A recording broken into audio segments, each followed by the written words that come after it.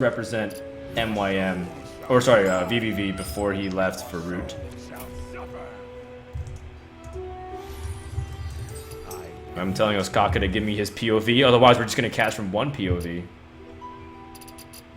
Awesome. So, before I was telling you how I expected to see a lot of handlock today, and now we see Zoo. So I'm going to see whether or not Zoo can keep up with the last hero standing format. People are saying Zoo is still really strong. They gained lots of potency with some of the mech synergies. If you wanted to go mech Zoo, it's pretty scary. But at the same time, I think traditional Zoo is still really good. Undertaker turns out to be great. If you just slide in a few really annoying cards like the Clockwork Gnome, which gives you the spare part, or if you play like a Fel Reaver, I think those are all like appropriate cards to put in Zoo. The interesting thing is, how does Soulfire affect this matchup, or how does Zoo interacts with other classes? Because now that Soulfire costs 1, it does remove a lot of power plays available, although still the possibility exists where they just Soulfire, tap, Doomguard. Nothing really changes from that late game scenario. So did either of these guys take out Soulfire? Did they put in Dark Bomb instead? I feel like Soulfire still can stay in Zoo. Although I haven't played much Zoo. I'm proud to declare that I haven't played more than 2 games of Zoo since GVG came out. The reason why I played it is because I tested it for a mini show match tournament that I was going to play in. And I didn't really like it that much. It seems like these guys have very traditional decks as well. Like, there's nothing that's out of the ordinary. In fact, you could have convinced me with these hands that GVG hasn't come out yet for Europe. Ah, Fel Reaver is in the deck. Okay, so this card is really cool because it's an 8/8 for 5 mana, which by itself is already like super good because it's like the aggro version of Mountain Giant, where you can play it for tempo and like have a really strong, powerful minion. And the deck out doesn't really matter because even if you're playing aggressive decks, all you need to do is have Fel Reaver hit twice and it can decide the game. You lose like what, 9 to 12 cards off of discards? Not that big of a deal, as long as you're keeping the Fel Reaver alive and healthy, and the cards you have in hand are great. If you have Fel Reaver and you have like Power Overwhelming or Soulfire, I think there's like, you just need to have it hit a couple times and you're still in a good spot.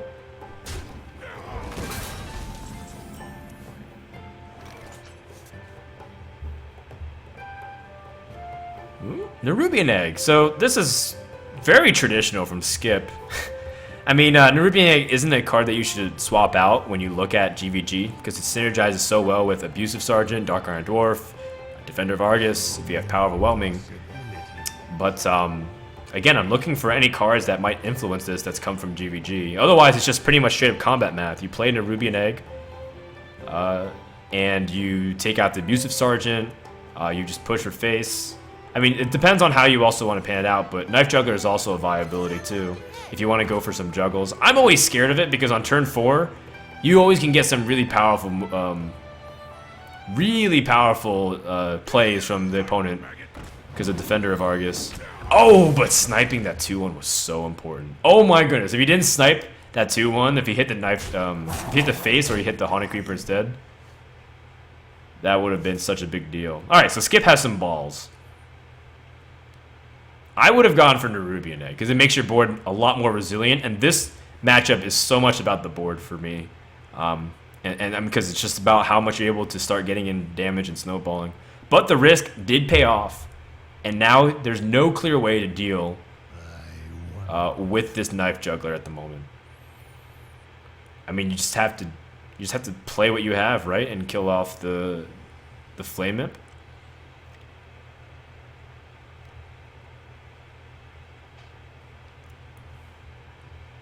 There's no other way about it. Like, you have to reduce the damage on board. It's way too much. I don't think there's any way you can even think about tapping to deal with something.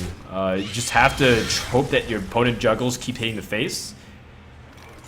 That's a pretty good draw, too. I think it's a really good draw. Even though you don't have an immediate way to synergize off of it, it gives you an ability to make really strong plays in the future turns. Because most likely Nerubian Egg will be able to get pumped the next turn.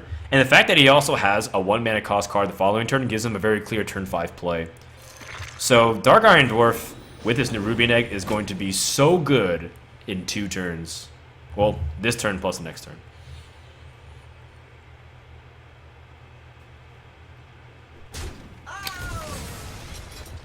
Tariq Hex says Ostkaka means cheesecake. So call him that instead. That's really funny, man. And really cute. This is always a tough question. Like, do I end up trading this? Am I going to do damage to the face? It's always a hard call because of possibility of, like we said, Defender of Argus being like such a problematic card. But I think even if he had Defender of Argus, he'd still be able to get some really good value. Like, he'd crash into your Knife Juggler and then taunt up both of those. Ooh, a Doomguard. This is interesting. Okay, so if you play Fel Reaver and then you follow with Doomguard, what is that, 13 damage going the opposite way? Oh my god. I don't know if you can pass that up. I absolutely don't think Doomguard here... Well, actually, maybe Doomguard here is... You give up the Fel Reaver, though. Fel Reaver is just so strong. Like, don't you want Fel Reaver here? The only thing that's intimidating is this Undertaker. Even if Nerubian pops, he needs a lot more where that comes from. He needs to have, like, a way to buff it and Soulfire the Fel Reaver.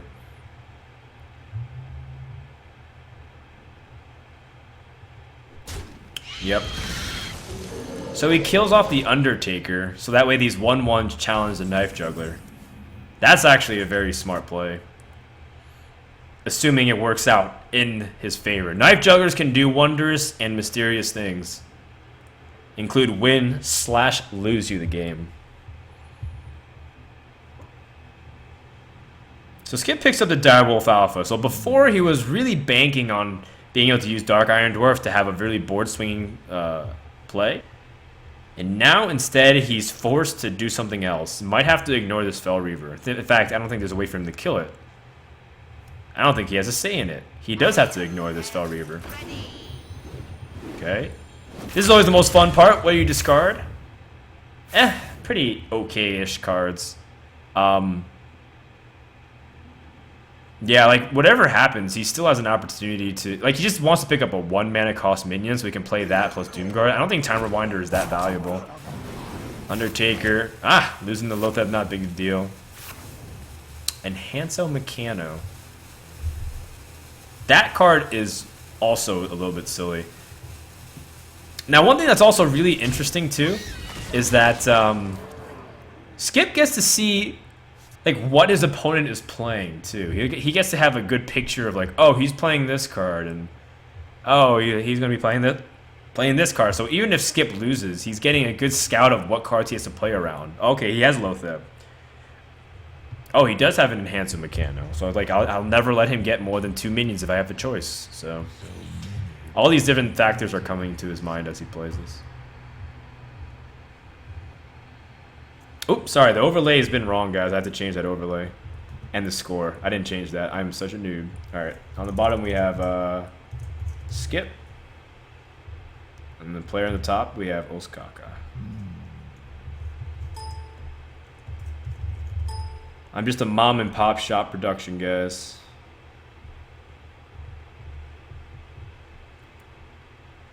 So, I guess the question becomes whether or not he wants to play Doomguard this turn and just start going crazy ham at his opponent. I think so. There was actually no merit whatsoever of playing Time Rewinder as well. He's playing the control game. Oh, man. Oh, and Power Overwhelming is such a big draw. Wow. That is such a big deal because now he's going to be able to trade and be able to play a really cheap card to make him forced to discard. I think this game just got blown wide open. Not to mention that the Direwolf Alpha is allowing him to also go for a trade onto the Doomguard. Whoa. And now he's just abusing the mechanics of Fel Reaver as much as he can. Wow, there are 6 cards remaining. And if you tap, That means you have 3 turns to win this game. I think there's almost no chance for Ostkaka to win unless he has big power cards remaining in the bottom of his deck. That was such a big swing. Perfect curve once again for Skip. He's got 5 mana and some 5 cost. Well, he's got 5 mana and minions that cost 5 mana total. He can go for knife juggles. Depends on how he wants to do this. I guess he's going to evaluate his first juggle. If it hits the face, then I suppose you just ignore and you just go all out, right? You just drop his Nerubian egg. Just go for it. Put him down to 9 health. Yeah, I guess he wants to protect his knife juggler too. Ah, just you miss 9 damage. You put him on like essentially 1 turn clock. Now he does have a chance to strike back slightly because the Doomguard is a really good draw here. Still don't think so. I guess because Skip realizes that Ostkaka has almost no cards remaining in his deck, he just has to play the fatigue game actually. Like he can't actually do anything if he doesn't have minions.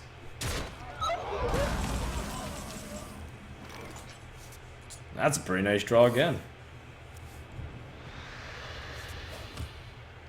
So the Abusive Sergeant allows him to trade up. If he's just going to follow suit with how he did the previous turn, he's just going to play super defensive. Okay, so the Cloak Field doesn't really have immediate synergy here. Yeah, there's no point in playing the Cloak Field, so I guess you just hold on to it. I guess if you want to hold on to like your Knife Juggler so you can't Soulfire it, it's fine. Knife Juggler actually does pop its stealth if it deals 1 damage. So say your opponent plays Leroy, Knife Juggler actually will reveal itself. Fun fact. Alright, well, there's 7 damage on board, and there's 8 health remaining. Ostkaka gets the reversing switch, which swaps the minion's attack and health, so he can stall for a little bit longer, but that's not going to mean anything. And just like that, Fel Reaver has backfired. Game number 1 goes to Skip. Alright, so well done. I like the way Skip handled that. The one thing that was just like the big defining moment, I think, was going for that Knife Juggler play and shutting down the ability for your opponent to respond by killing off the Abusive Sergeant. So, Hunter's going to be queued up immediately for Ostkaka. Hunter's still pretty effective at dealing with Zoo. I just wonder what cards Ostkaka has in his deck here. The things that stick out are ways to synergize with Undertaker. Like this Clockwork Gnome, for example. You just play that with Undertaker, and I think it's a superior start to Leper Gnome because it actually adds a card in your hand. So you can use that spare part for an extra health or an extra damage or even to freeze for tempo, so that way your Undertaker is a little bit stronger. The Soulfire nerf does really hurt Zoo's ability to fight back against the Hunter too, because Soulfire used to be a way that you can answer like the Misha from the Hunter, or in a lot of cases you can go for like that was your burst versus Hunter. Like if you ever had to race against Hunter, they have kill command, they have bow, they have lots of ways they can do damage. Your primary source of damage for Zoo was the Soulfire Doomguard combination, which gets weaker because you don't have the opportunity anymore. Alright, taking a look at Ostkaka's hand. He's got a couple of early game drops. Knife Juggler, Mad Scientist. He also has a Clockwork Gnome to answer as well.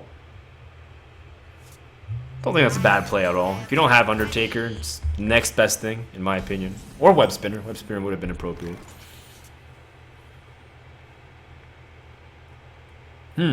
Well, can you feel like you can get away playing Knife Juggler, or do you play something else? Knife Juggler is susceptible to a coin Eagle Horn Bow, but the payoff is so good. Oh man, if he doesn't have Eagle Horn Bow, the payoff is amazing. You have Leper Gnome and Voidwalker, plus even armor plating. Like that puts it outside the Eagle Horn Bow range. Now, unfortunately, Ostkaka does have that exact combination. He's gonna have to prioritize that. Even if you have Undertaker in hand, that Knife Juggler is too much of a threat. I also like that Ostkaka is like not responding immediately because you don't want to give away too much information. It's like, well, you know, I don't have any other play here, just a coin, an equal horn bow. Just stalling for a little bit usually is okay. Oh, actually, this is very surprising to me. He immediately responds with his Undertaker and Mad Scientist. So he wants to go for a tempo play instead of a board control play. Alright, well, I'm completely wrong.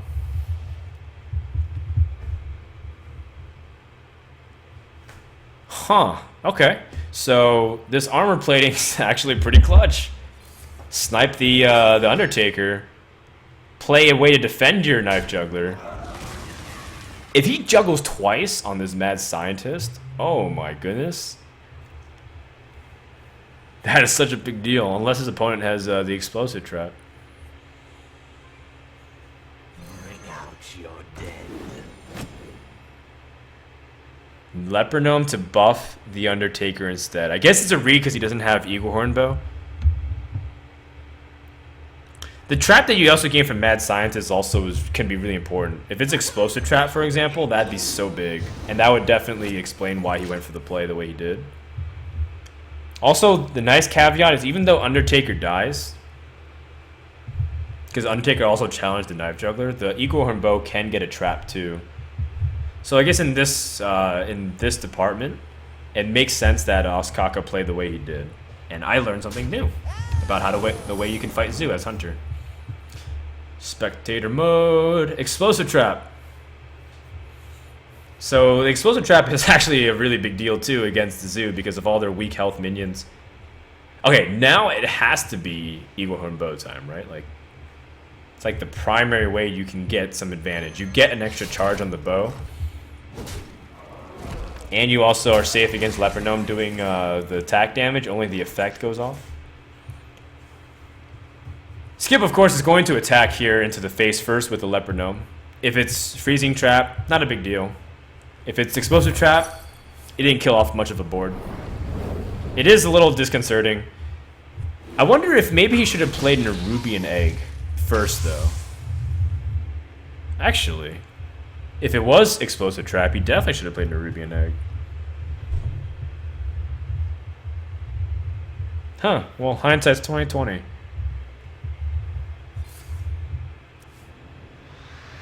So I guess Nerubian Egg does come out here since he has the Dark Iron Dwarf and he has a way to activate the following turn. So a moment of passivity. And this gives Ostkaka an opportunity to start taking the board back a little bit.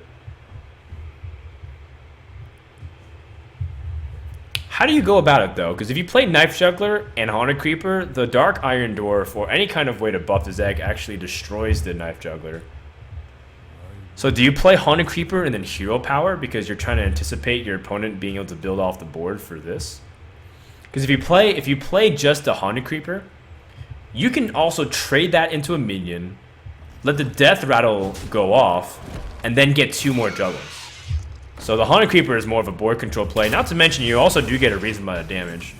The one thing that is interesting to me though is Ostkaka attacking the face.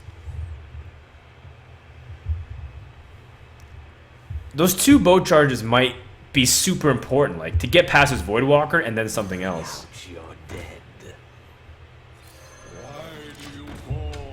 Well, that Voidwalker will be problematic. But maybe not for that long, because he does have another weapon that comes into hand. Glaive Zuka is also one of the most I don't want to say underrated, but I want to say overlooked cards, because people don't realize how important it is for Hunter to gain damage on the board early. Especially if they want to save their Eagle Horn bow charges. Glaive Zuka is actually pretty strong.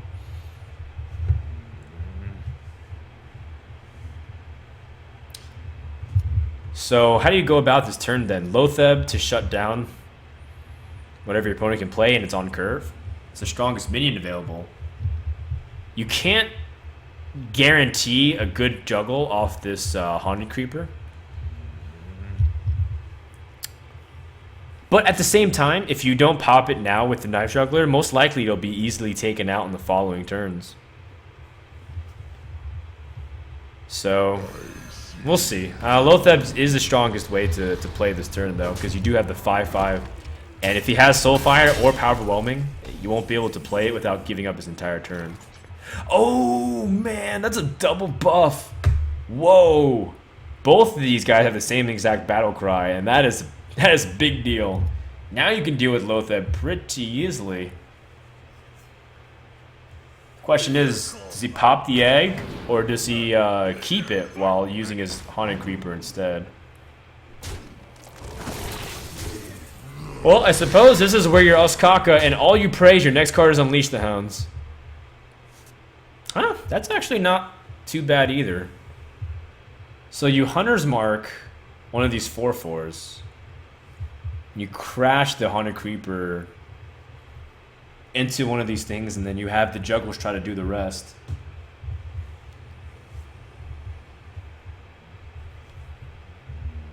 You know what you can also do? You can also Glaive Zuka and then stealth your Knife Juggler so that your Knife Juggler is safer. That's a pretty good turn. Like, if you stealth your Knife Juggler, then it gives you another chance to draw into something while being able to utilize the Knife Juggler to pick off a really good trade. So say it kills off one of the 1/1s next turn. You draw Unleash the Hounds, or you draw another minion that can be defensive if you're playing Sludge Belcher or whatever. It gives you the ability to also utilize its ability a little bit more.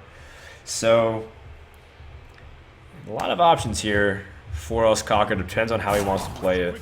He also can use Kill Command straight up with the Knife Juggler too, instead of Glaive Zuka.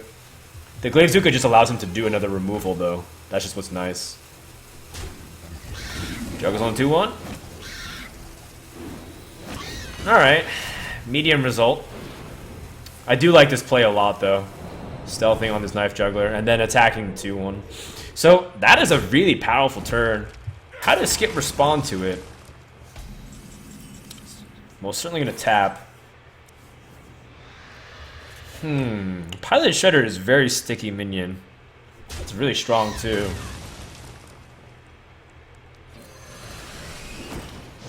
I think you kill off this 1/1. You don't want to give any way for your opponent to synergize off of another Hunter's Mark. Mad Scientist. Guess he has to use Kill Command here as well. So you Kill Command one of the minions. Play Knife Juggler. What's the worst thing that could happen? The worst thing that can happen is that Pilot Shredder becomes Millhouse Mana Storm. The best thing that can happen is that Pilot Shredder becomes Doomsayer. That's what this game has become. It's become whether or not Pilot Shredder can be the great or the bad. Actually, in a lot of cases, even just a regular 3/2 or a 2/3 will be just as bad as the 4/4. But if it's like a Millhouse Mana Storm, that's actually a really hard thing to deal with for the Hunter. Unfortunately, that Juggle also makes a big deal too. The fact that it hit this Pilot Shredder and not like the Dark Iron Dwarf, because then he would have been able to, or even the Undertaker, because then he would have been able to use his Glaive Zuka. Now Glaive Zuka will most likely be... Does he attack this? I guess not. Actually, he's at pretty low health too. 12 health is pretty significant. So if he attacks the face, he puts it on the Zoo to trade unless he can kill him. Oh! That is game. That's exact damage. And Skip jumps out to a 2-0 lead. Damn. I guess we'll never know who is actually piloting the Shredder. TT and GG. Man, I'm a little bit teased about that. Slightly titillated. I really want to know who was piloting that Shredder. Was it the Doomsayer or was it Millhouse? And Ostkaka sends us the invite, so we get to see the opening mulligans. Now, one thing that I was told by Blizzard is that mulligans won't show to your opponents until both of you have made your selections.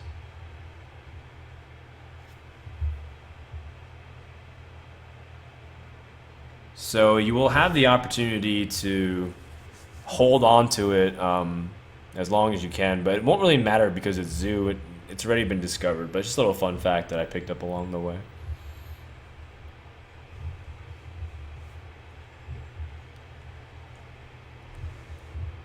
Alright, so I guess we're just waiting to see what Ostkaka chooses. Keep in mind, Ostkaka is actually, he's in California right now with the Root House. So he does have the opportunity to play and live in like a team house with Sixo, and I think Katz is there. So he just gets to hang out with the bros. So most likely, even if Ostkaka is losing this series, which he very easily could bring it back with a simple 3-0 with Warrior. But say he does, at least he has his HearthStone bros around him. Give him some ice cream, watch some Netflix. I also figured out the proper build to electrify and launch this rocket, as we do see a pretty common opener here from Zoo. Being able to play Flame Whip on turn 1 is one of the strongest plays available. A little bit surprised that he didn't choose to play Voidwalker to protect it in case he has Fiery War Axe. But I guess it's because he wants to value his curve. Alright, check this out. Dash, dash. Rockets online. All it is 2 steps to the left, and you shoot. That's the Frodan build to launch the rocket. So I guess now it's confirmed that he doesn't have Fiery War Axe. In fact, he doesn't have anything for the first 3 turns of this game. He's got Whirlwind and Execute. Is that really what you want to use on a Flame Imp? I don't think so. I think you armor up, you man mode it, and you pass it back to your opponent. Now this is where it gets really hard, because a Coin Pilot Shredder is going to be so devastating. Oh man. That card is like Harvest Golem on steroids, because the chances of dropping something better than a 2-1 after it dies is so great. Like if it's just a regular 3-2 like a Bloodfin Raptor, you already have 10 stats for 4 mana. Imagine if I told you that the stats would have been 5-5 or equivalent thereof for 4 mana. It's like, that's just crazy. This Pilot Shredder, I think Savitsa said he thinks it's the best card in GVG.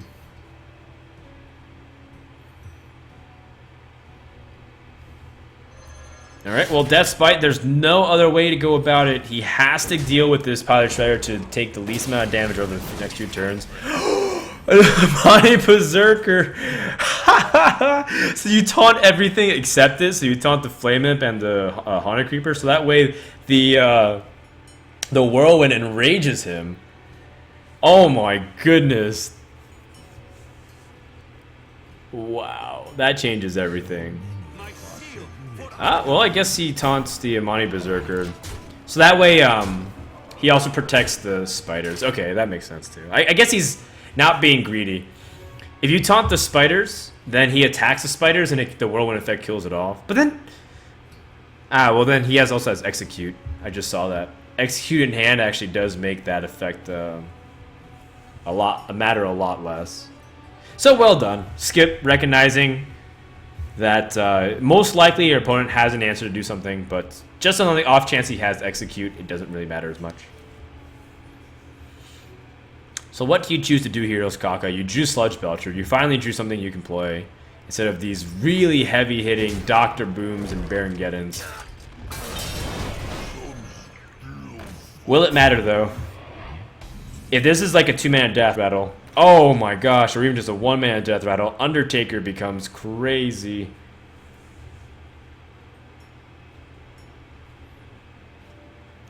Do you really want to play Doomguard? Doomguard does give you the ability to crash through and do 5 damage at the moment. Undertaker, though, has such a high payoff if your opponent can't deal with it. Not to mention, you also have Voidwalker. Wow. Alright, well, he keeps the Undertaker. The 5 damage is pretty good, though, considering that he's at 7 HP. Ragnaros is not going to help Ostkaka here.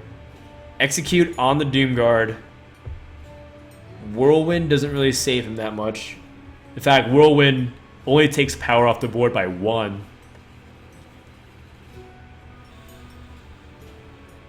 Is that what he's left to? Whirlwind, Execute, and like the Death Spite? No, then He can't armor up. If he executes Whirlwinds, there's going to be 6 power left on the board. He's at 7 health. There's just no good way to do this. Because he can't even Baron get in the following turn. Oh, that's so painful. If this Ragnaros was like shield block instead, shield block, armor up, execute, or like some way to be really defensive and set up this Death Spite. Death Spite plus Dr. Boom is actually a really nasty combo. Assuming you had the time to play it, but I don't think Warrior does. I think this is a 3-0 for Zoo.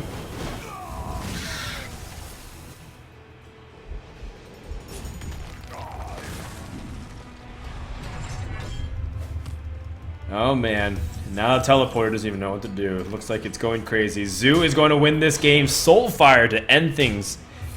And that does it for series number 2. Very anticlimactic, but you know what? When a meta where Handlock's dominating, Zoo is also really strong too, just because of how people are unexpected of it. People